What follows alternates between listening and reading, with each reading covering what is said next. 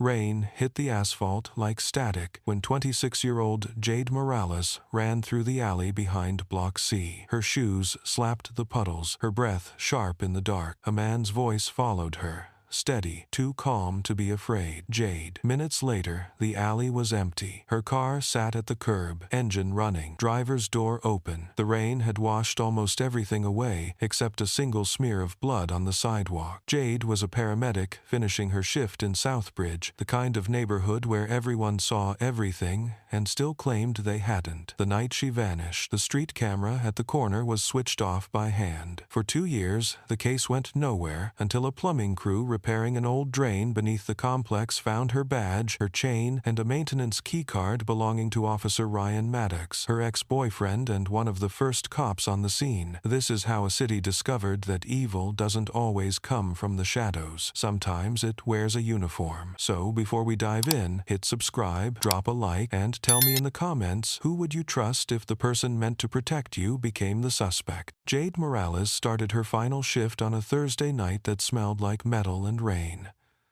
The kind of air that told you a storm was hiding just above the skyline. She clocked in at the ambulance depot on Southbridge Avenue, clipped her badge to her chest, and smiled at the dispatcher even though she was already exhausted. 12 hours behind her, another 12 ahead.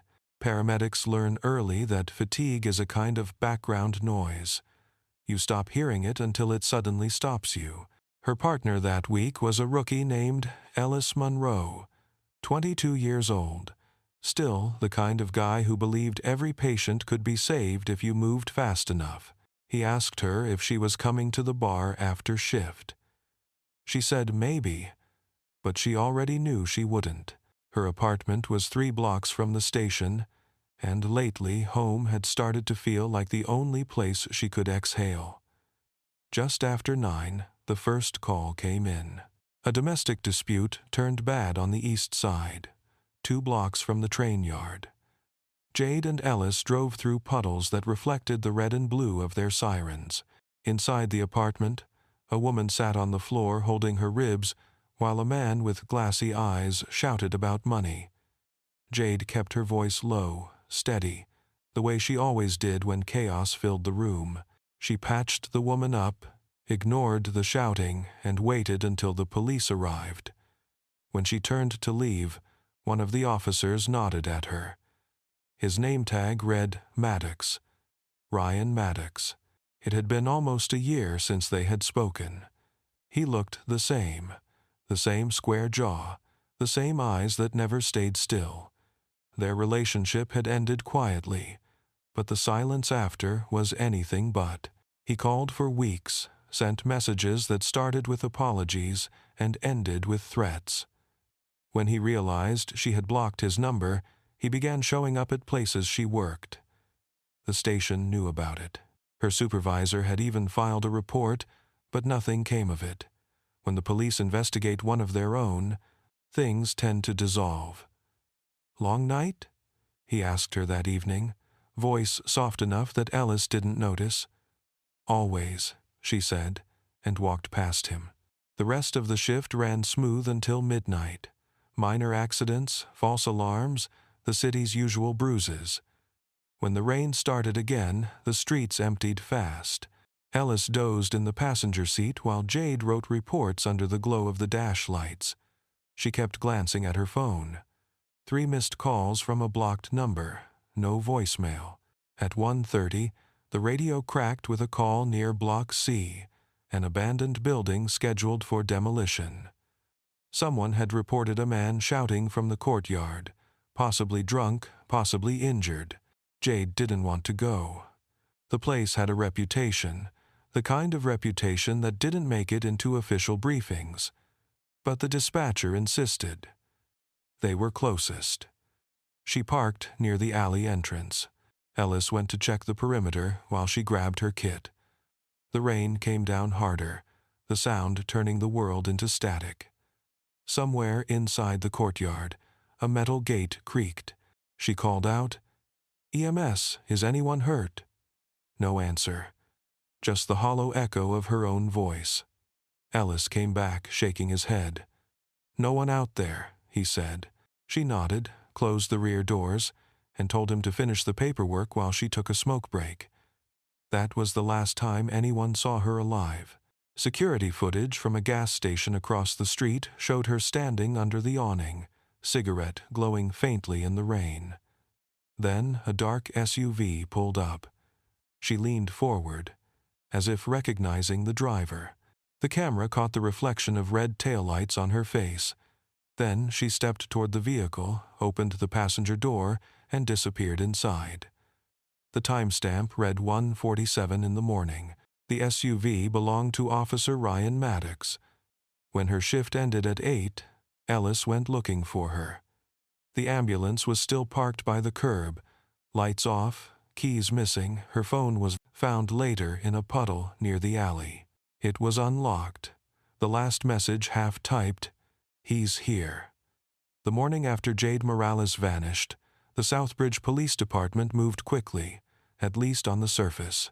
Patrol cars lined the street around Block C, their lights reflecting off wet concrete while detectives stepped through puddles, pretending the rain had not already erased most of the truth. Officer Ryan Maddox was among them, standing just far enough back to blend with the crowd.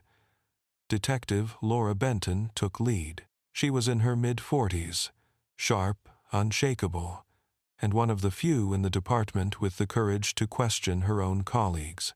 When she arrived at the scene, the first thing she noticed was how little there was to notice. No drag marks, no shell casings, no real blood except for the thin smear by the curb. She whispered to herself, "Too clean." The watch commander ordered a full sweep. K-9 units circled the alley, sniffing at trash bins and puddles. But the rain turned scent into noise.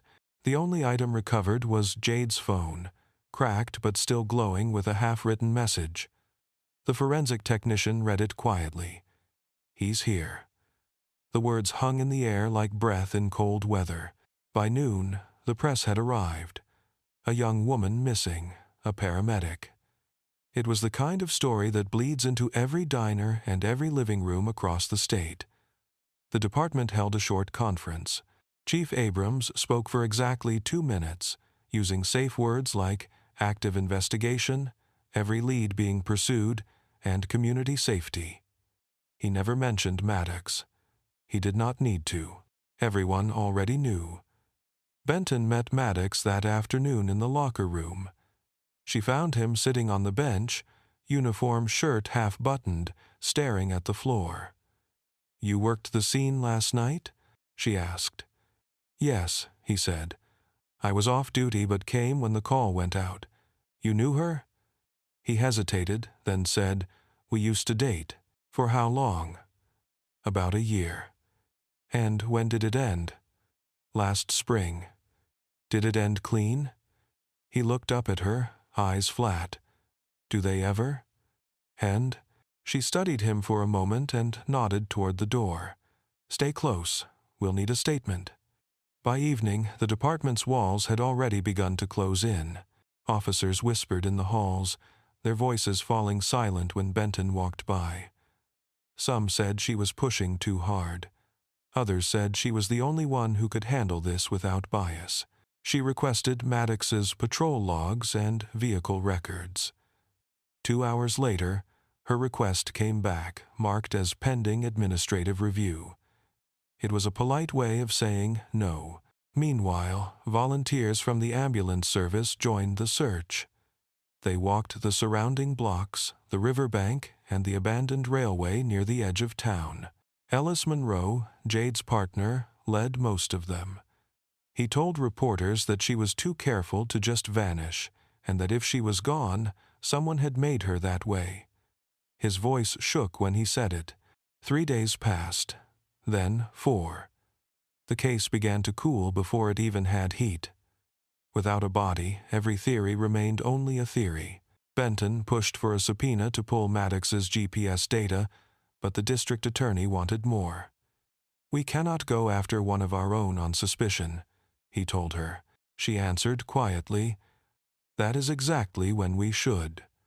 On the 5th day, A janitor cleaning the underground parking lot of the precinct found something wedged behind a drain grate. A single silver earring shaped like a small heart. Jade wore a matching pair every day at work. The report listed it as possibly coincidental. Benton did not believe in coincidence. She sealed it herself and wrote in her notebook, "If the rain hides everything, why does it keep giving me back her pieces?" That night she went home, poured a glass of whiskey, and stared at the photo on her desk. Jade was laughing in uniform, eyes half closed, unaware that someone had already started writing her ending. Detective Laura Benton spent the next week living on caffeine and instinct. The department wanted the case quiet, tidy, and off the news.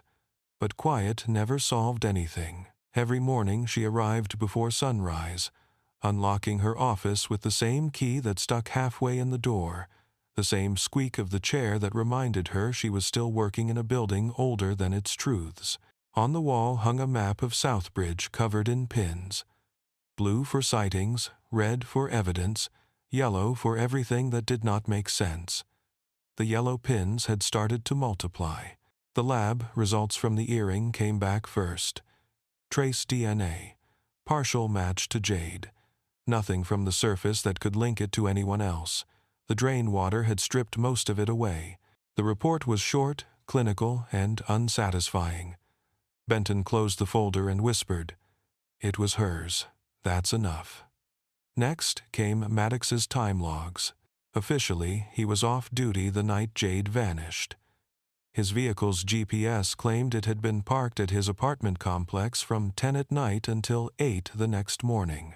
But when Benton asked to see the raw satellite data, she found something strange. The coordinates repeated every 15 minutes with the same identical signal pattern. Too perfect. No natural variance. She called the tech officer. "This looks like a spoof," she said. He paused. "You mean someone cloned the signal? Or someone in it helped him do it?" When she tried to pull phone records, her access was revoked. The system logged her out and flagged her credentials as restricted.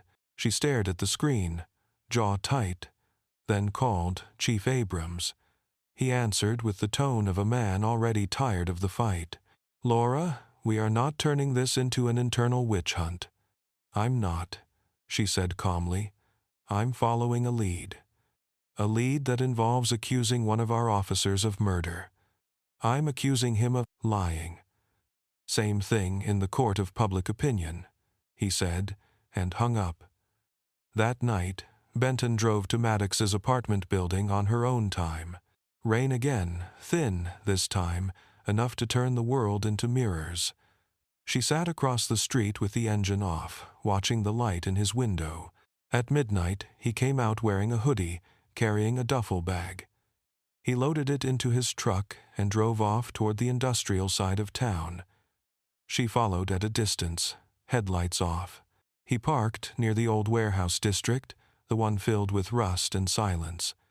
He walked to the edge of the drainage canal, dropped the bag, and stood there for a long minute, staring at the water. Then he left. When he was gone, Benton stepped out of the car, walked to the canal, and pulled the bag from the mud. Inside, she found a uniform shirt, soaked and heavy. The name tag read Maddox. On the back, near the hem, was a faint stain the color of rust. She drove straight to the lab. The technician on duty was a young woman named Eliza Chen, new to the night shift, too new to know which favors not to do. Benton laid the bag on the table and said, "Quiet test, no record. Just tell me what this is." Eliza swabbed the fabric and placed it under the scope. A few minutes later she looked up, eyes wide. "This isn't rust," she said softly. "It's blood. Human?" "Yes." "Female." Benton exhaled, a sound halfway between relief and dread. She thanked Eliza, left the sample in her care, and returned to her car. Outside, the city had gone still. The rain had stopped, but the streets still glistened as if holding their breath. She leaned back in her seat and whispered, "He cleaned the scene. He always knew the rain would cover him." The evidence was thin, fragile, and unofficial, but it was something.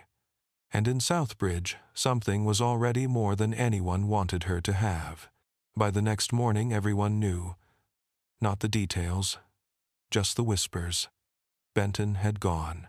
Rogue. She was chasing ghosts, breaking rules, dragging the department through the mud. She walked into the precinct and felt the air shift.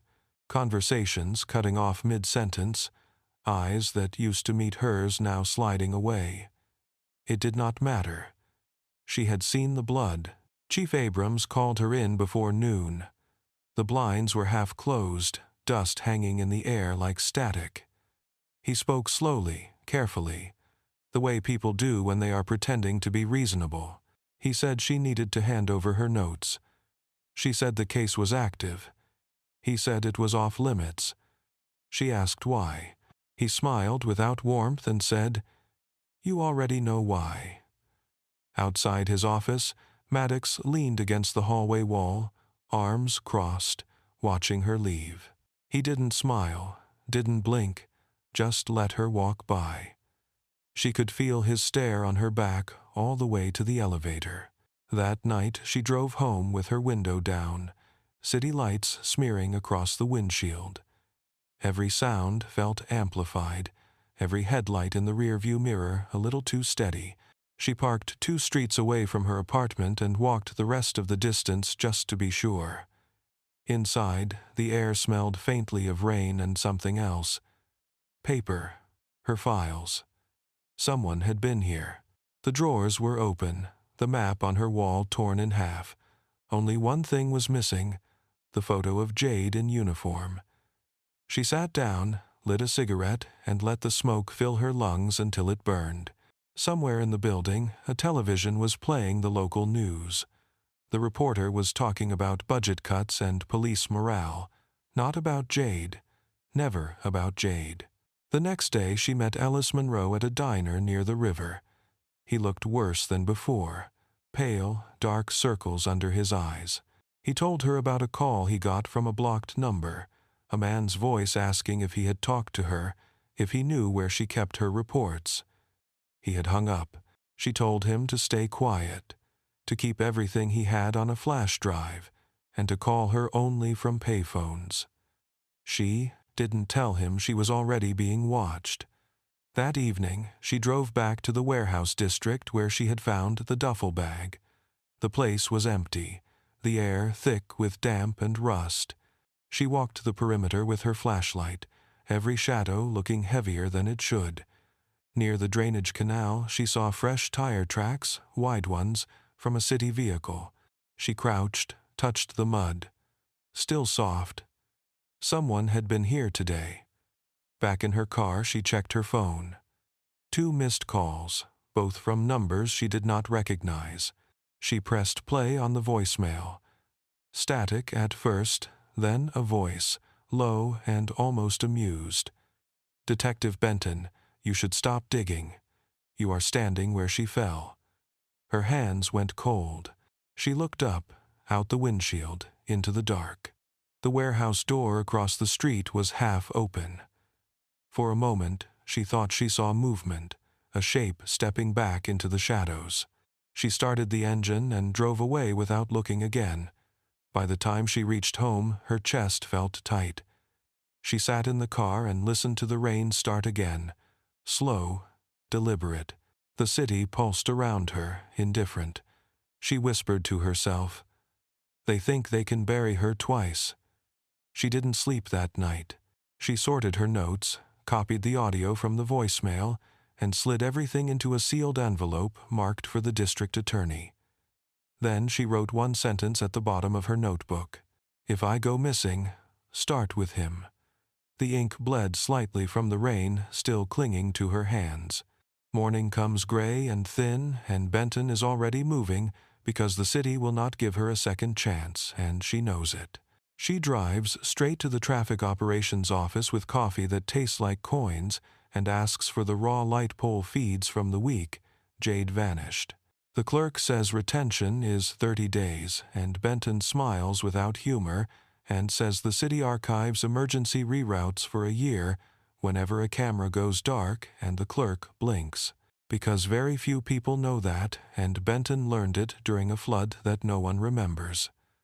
They pull the packet, and it is ugly. A maintenance request filed the night Jade disappeared. Stamped complete 15 minutes before the corner camera went blind. Signed with a badge number that belongs to Ryan Maddox. The clerk says it must be a mistake, and Benton says print it, and the printer rattles like a confession. She drives to the facilities office and asks for physical access logs, and the supervisor starts to say he needs a court order.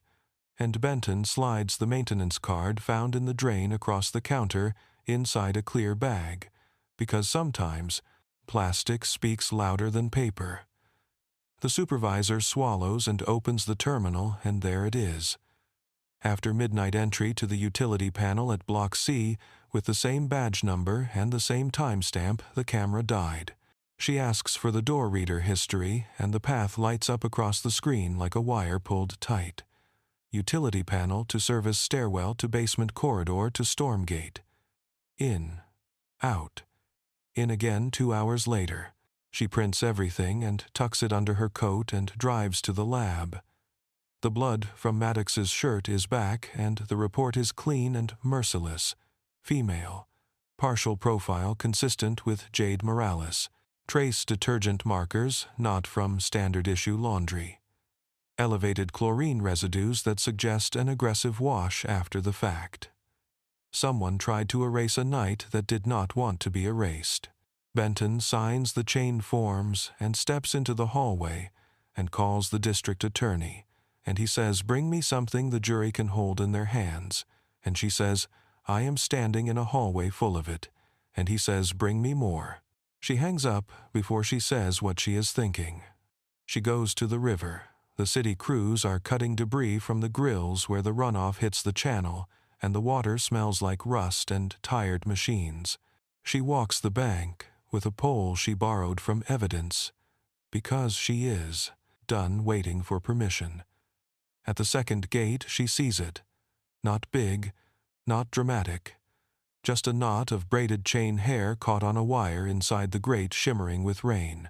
She calls the tech squad and they curse the flow and climb in anyway, because her voice does not leave room for excuses. Back at the precinct, she pulls parking records because concrete remembers what people forget. A single plate hits. A departmental SUV registered to Maddox clocked on a pay lot 2 blocks from Block C at 1:30 in the morning the night Jade vanished. The ticket prints with a blur of ink, and the blur is still enough. She goes to internal affairs because the walls inside her own house are the walls she has to climb, and the captain looks like someone who sleeps fine no matter who screams. She drops the packet on his desk. Access logs. Maintenance request. Camera death. Parking ticket. Blood report. Drain recovery notes. Hair from the river tagged and en route to the lab. He reads without reading and says, "This is very serious." And she says, "I know." And he says, "This could hurt the department." And she says, "It already has." And he says, "We will convene a panel." And she says, "I am not asking for a panel. I am asking for a warrant." Silence holds for a long beat that tastes like metal. He signs the request to the judge because paper can still move faster than fear when the right eyes are on it. Benton does not go home.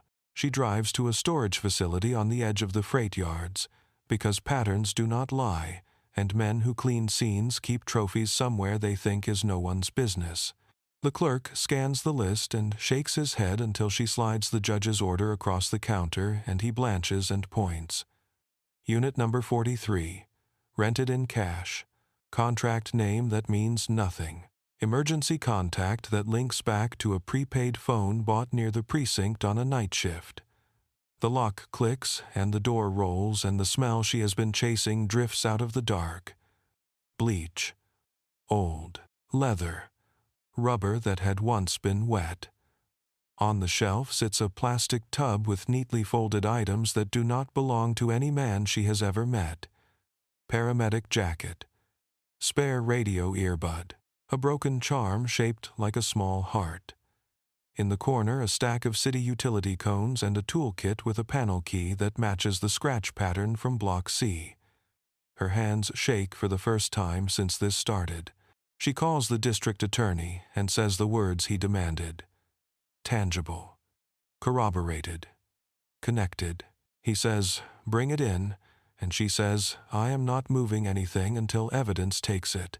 And he says, "Fine," and he adds that the judge has approved the arrest. She hangs up and steps back into the rain, and for a moment the city is quiet in a way that feels like a pause between a strike and an echo. Then the radio on her belt crackles with a call-out tone, and a voice she recognizes says units rolling to pick up Officer Ryan Maddox. And she closes her eyes and breathes, because the break is not a miracle, it is a nail hammered through the roll. Middle of a lie. She texts Ellis one sentence because he has earned it. We have him. Rain again. Always rain. It fell in sheets against the glass as the convoy rolled through Southbridge. 3 unmarked cars, 1 patrol unit, headlights muted, sirens off. The city was still half asleep, unaware that the man it had trusted for years was about to lose his freedom before sunrise. Detective Benton sat in the back seat of the lead car, her hands clasped, jaw tight, eyes fixed on the blur of streetlights. She didn't speak. She didn't need to. Every word had already been said in the evidence she carried. Every photo, every timestamp, every drop of blood that refused to wash away. They reached Maddox's apartment building just before dawn. Concrete tower, 6th floor, rust on the balconies. The hallway smelled of coffee and bleach. Benton felt her pulse slow, steady. The warrant in her pocket felt heavier than any weapon. The team took positions. 2 at the door, 1 by the stairwell. Benton gave a single nod. The battering ram struck. Wood splintered, metal bent, and for one long heartbeat the world held its breath. Maddox stood in the living room, barefoot, half-dressed, a cigarette burning down between his fingers. He didn't move, didn't even look surprised. His eyes found Benton first, calm, detached, the same eyes that used to charm victims into lowering their guard. He raised his hand slowly. "You really think you've got me?" he said. Benton stepped closer. "No," she said quietly. "I know I do." They cuffed him, read the rights, and walked him down the narrow hallway. Neighbors peeked from their doors, faces half hidden, whispers crawling through the air. The elevator doors closed on the flash of his uniform shirt draped over a chair, its collar still damp from rain. At the precinct, the atmosphere was thick, almost suffocating. Officers gathered in clusters, pretending to work while stealing glances through the glass walls of the interrogation room. A cop under arrest changes everything. It makes the rest of them look too closely at their own reflections. Maddox sat at the table, wrists bound, posture relaxed. A faint smile tugged at his mouth. "You think this sticks?" he said when Benton entered. "It already has," she answered. He leaned forward, eyes narrowing. "You planted it. You wanted me from the start." "You planted it yourself," she said, 6 years ago in the mud by Block C. He laughed once, short and hollow. "You don't understand. It wasn't supposed to happen like that. Tell me how it was supposed to happen." He looked at the ceiling. "She was leaving. She wanted to talk. Said she was scared of me. I just wanted her to listen." "And when she didn't?" Benton asked. "She slipped," he said. "It was raining. You've seen that alley." "She fell." "And the rope?" His jaw tightened. "She kept running. I tried to stop her. It got out of hand." Silence. The recorder clicked softly between them. Benton waited. Maddox's confidence began to fracture under his own voice. He talked about the fight, about the panic, about the moment he realized she wasn't breathing, about how he cleaned the scene, turned off the cameras, buried her in the drain tunnel because he couldn't think of what else to do. Every word came slow, deliberate, half confession, half justification. When he stopped talking, Benton reached across the table and shut off the recorder. For a long moment, neither of them spoke. The air hummed with the sound of the building's old ventilation system. She stood and said quietly, "You can keep the story. The truth's already in the evidence." She left the room and leaned against the wall outside, eyes closed. Through the glass, she could see him sitting there, still, smaller somehow. The city outside the windows was waking up, sirens in the distance, rain softening to mist. The arrest was done. The monster had a name. But for Benton, it didn't feel like victory. It felt like gravity. The interrogation room was colder than it should have been. The walls were pale, the light harsh, the kind of place where time stopped meaning anything. Ryan Maddox sat with his wrists chained to the table, the metal glinting every time he moved his hands. Detective Benton sat opposite him, silent, recorder running. The storm outside had drifted east, but thunder still rolled somewhere in the distance. For the first hour, he said nothing. He stared at the wall, at the mirror that he knew was not a mirror. Every few minutes he would run his tongue over the split in his lip, a small wound from the arrest, and smile to himself. Benton let the silence do the work. She had learned long ago that silence is a kind of truth serum. Finally, he said, "You think I'm a monster." "I think you made choices," she answered. "Everyone makes choices." He leaned back. "You ever do something you can't take back?" "Every cop has," she said, "but not like this." He laughed softly, shaking his head. "She shouldn't have been there that night. She called me. Did you know that? She wanted to talk. Said she was afraid, said people were following her. I told her to wait where she was. I went to find her." Benton didn't respond. She just watched him. She was standing by her car when I pulled up. She looked tired. Scared, maybe. She asked if I'd been watching her. I told her no. I told her I still cared, that I just wanted her to be safe. His voice wavered slightly now, a crack forming. She said it was over, that I had to stop calling, stop showing up at her station. I told her I couldn't. I told her she didn't understand what she was doing to me. He rubbed his wrists against the cuffs, eyes glinting under the light. She started to walk away. I grabbed her arm. She hit me. Hard. I pushed back. She fell. I heard her head hit the curb. It was like a switch flipped. 1 second, I was angry. The next, I was holding her, and she wasn't breathing. The room went still. The only sound was the faint hum of the fluorescent light. Benton's voice stayed calm. And then? I panicked. I checked for a pulse. Nothing. I thought if I called it in, they'd never believe me. So I lifted her into the truck. I drove to the drains behind Block C. I used to park there when I worked nights. It was quiet. He swallowed. I didn't plan it. I just did what I could to make it disappear. Benton leaned forward. You turned off the camera feed. Yes. You cleaned the alley. Yes. You went back 2 hours later. He nodded. I couldn't sleep. I thought I left something. I went back to check. I didn't find anything. But the rain, it had already started. I told myself it would wash her away. He looked at her then, eyes red, not from tears but from exhaustion. I never wanted to kill her. I just wanted her to listen. She did, Benton said quietly. She listened. You're the one who stopped hearing. He slumped back in his chair, breathing heavy, the adrenaline finally gone.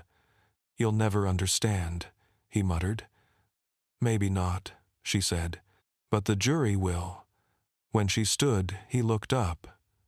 "Benton," he said softly, "you ever wonder if people like me are born bad?" She paused at the door. "No," she said. "I think people like you choose to stop being good." She left the room. The door shut with a solid click that echoed down the hallway. Behind the glass, Maddox sat perfectly still, staring at his reflection, mouthing words only he could hear. Outside, the rain began again, tapping against the windows, soft but relentless, like a clock marking the seconds until everything caught up to him. The courthouse smelled like dust and nerves. Every bench was filled. Reporters, neighbors, off-duty cops pretending they weren't watching one of their own on the stand. The ceiling fans turned slowly, pushing warm air that tasted of old wood and rain-soaked coats. Outside, the city moved as if nothing had changed, but inside, Southbridge was holding its breath. Ryan Maddox sat beside his lawyer at the defense table, a clean suit over the same skin that had carried too many secrets. His wrists were free now, but the cuffs had left faint marks that even soap could not hide. He looked smaller, quieter, the kind of man who could almost pass for ordinary if you didn't know the story underneath. Detective Benton sat 2 rows behind the prosecution, notebook on her lap, eyes steady. She had promised herself she wouldn't feel anything. Not anger, not satisfaction, not even relief. Just focus. The prosecutor, a woman named Ellen Price, began with the evidence that had taken months to piece together. She spoke clearly, carefully, her tone sharp enough to cut through the hum of the air conditioning. The maintenance logs, the forged signatures, the badge number that killed the camera feed, the duffel bag from the canal, the blood-stained shirt, the paramedic jacket folded with obsessive precision, the parking receipt time-stamped at the same hour Jade's heart stopped beating. Every exhibit, every photo, every report was another nail in the structure of his lies. When Maddox took the stand, the room changed. He was calm, too calm, like a man who still believed he could talk his way out of gravity. He told the same story he had told Benton: the accident, the panic, the rain. He spoke like a man giving a sermon about fate. When he said Jade slipped, a murmur rolled through the gallery. Ellen Price stepped closer. "You were a police officer," she said. "You were trained to preserve a scene, to call for help, to report an incident." "I was scared," he said. "Scared enough to turn off a security camera?" He hesitated. "I didn't think. I just reacted." "Scared enough to clean blood from an alleyway? To hide a body in a storm drain? That's not panic, Mr. Maddox. That's calculation." He looked down at his hands, then back up at her. "You weren't there," he said quietly. "You're right," she replied. "But Jade was, and she's not here to defend herself because you took that from her." The courtroom fell silent again. The judge, Meredith Clark, watched without expression. Her gavel stayed still, but her eyes carried the weight of every case she had ever heard. When the day ended, the jury filed out, faces pale, jaws tight. Benton walked past Maddox as they led him back into custody. He didn't look at her. He stared straight ahead, lips moving as if he was still explaining himself to someone who might listen. The trial lasted 8 days. On the 9th, the jury returned. The foreman's voice trembled only once. Guilty of second-degree murder. Maddox didn't move. No tears, no protest, no collapse. Just a slow breath that sounded like relief or resignation, or both. Benton watched as the bailiff took him away. Judge Clark read the sentence in a voice clear enough for the whole room to hear. Life imprisonment, with the possibility of parole after 25 years. Then she paused, eyes fixed on Maddox. "You carried a badge meant to protect. You used it to hide what you did. You buried her under concrete and rain, but even the storm could not keep your secret." Outside, the crowd was waiting. Reporters shouted questions. Cameras flashed, microphones shoved forward. Benton walked past them without stopping. The rain had started again. The courthouse steps shone slick and silver beneath the streetlights. She looked up once at the gray sky and whispered, "It's done." But it didn't feel like victory. It felt like a weight shifting, a silence changing shape. Justice was not clean. It never had been. The city did not celebrate. It simply kept moving, as cities do, swallowing its own noise until the echoes fade. The courthouse emptied, the reporters packed up their lights, and Southbridge went back to pretending it was ordinary. Detective Benton stayed behind that day, sitting in the back row of the courtroom long after the crowd had gone. The air smelled of wet paper and old wood polish. On the table where Maddox had sat, there was still a faint outline of his hands on the lacquer, a ghost made of sweat and pressure. She watched it until it stopped looking like a stain and started looking like an absence. Outside, the streets were slick with rain again. The same kind of storm that had washed Jade away 6 years earlier. Benton walked without a destination, her shoes heavy, her coat soaked. The city lights blurred into the puddles like smeared paint. She thought about the first night of the case, about the phone still glowing in the dark with those 2 words. "He's here." The words had outlived everyone's comfort. At the ambulance depot, a small crowd of paramedics had gathered. Someone had pinned Jade's photo to the bulletin board, the same one that used to hold shift schedules and birthday cards. There were flowers beneath it, a candle flickering inside a paper cup. Ellis Monroe stood by the door, hands in his pockets. His uniform looked freshly pressed, but his eyes were hollow. "She should have made it home that night," he said. "She will now," Benton answered. He nodded, but neither of them believed it. In the weeks that followed, the department fractured quietly. Some officers transferred, some retired early. Chief Abrams held one more press conference and then stepped down, citing family reasons. No one asked which family he meant. The city council ordered an external review. The newspapers called it reform, but Benton knew better. Paper doesn't fix what rot begins. She spent her evenings at the river, watching the current twist beneath the bridges. The water looked clean, but never was. Southbridge had a way of holding its dirt beneath the surface. She carried the same notebook everywhere now, its pages swollen from the damp.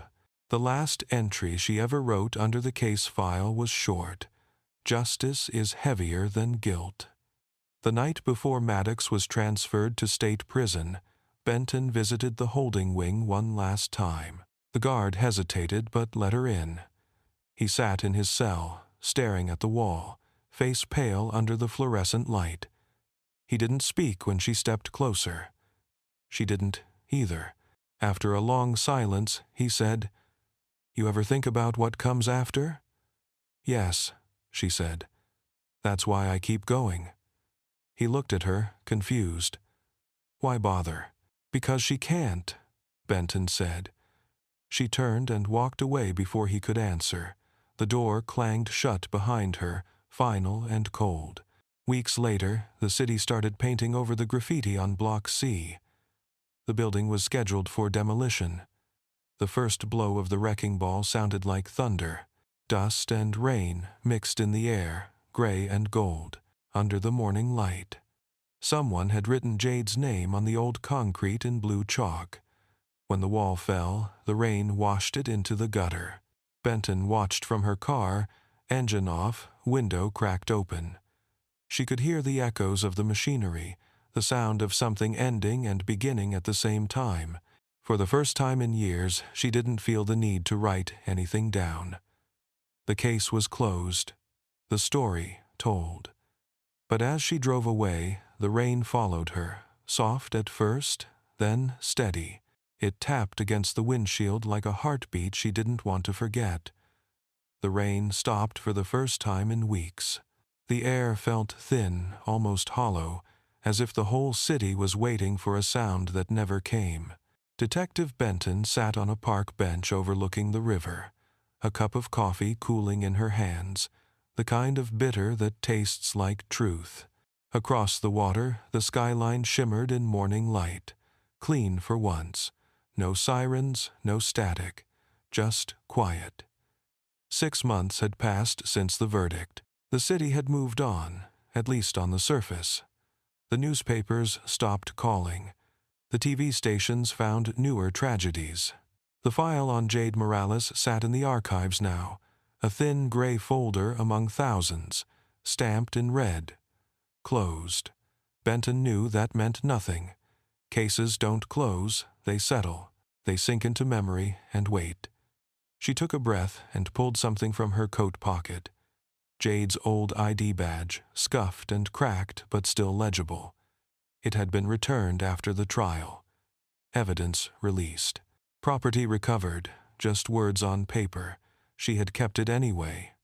She turned it over in her hand, thumb tracing the edges. The photo on it still made her pause. A smile that wasn't staged, eyes that seemed to be looking at someone just out of frame. Benton whispered, "You made it home." The words felt small, but they stayed. At the riverbank, someone had placed fresh flowers. Wild daisies tied with a blue ribbon. She didn't need to ask who had left them. Ellis still came here every week, always at dawn, always before work.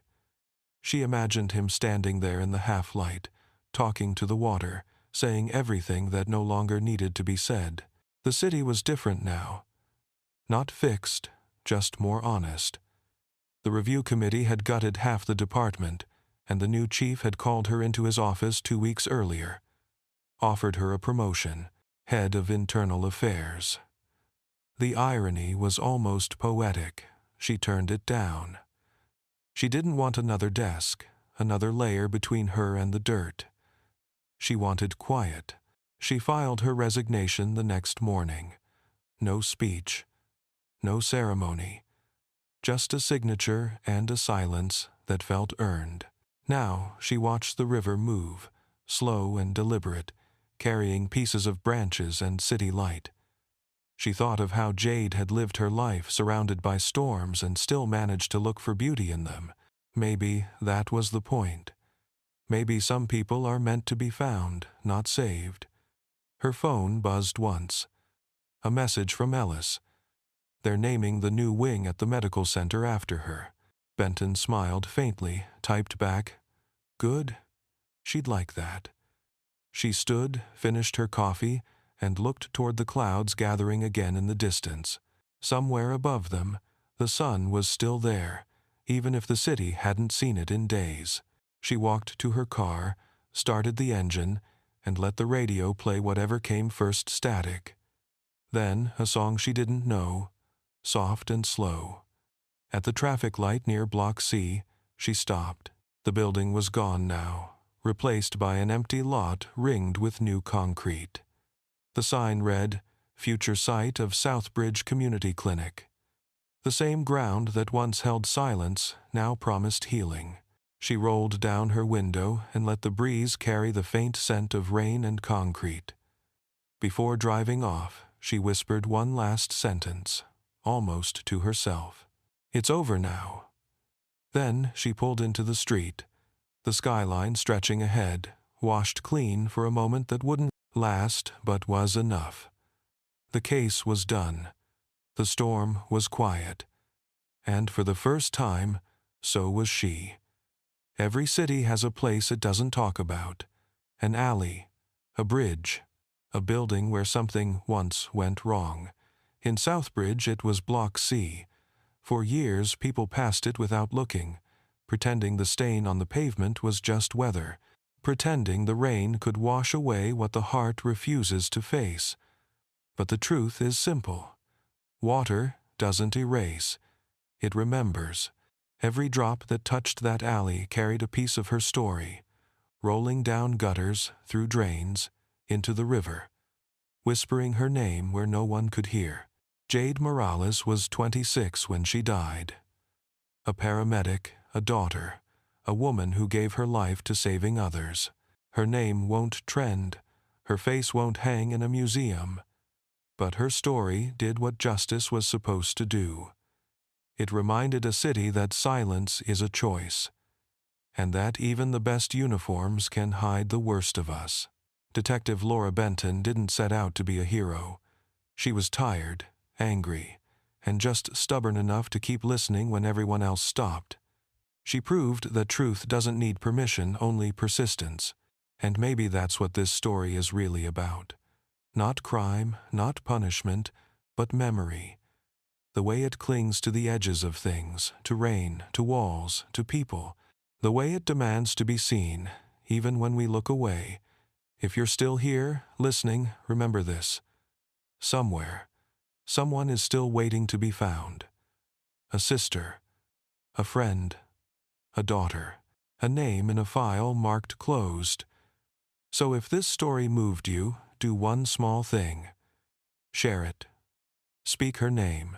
And while you're here, hit subscribe, leave a like, and tell me in the comments what would you do if the person you trusted most turned out to be the one hiding the truth. Because stories like this one don't end with a verdict. They end when we stop pretending the rain can keep our secrets.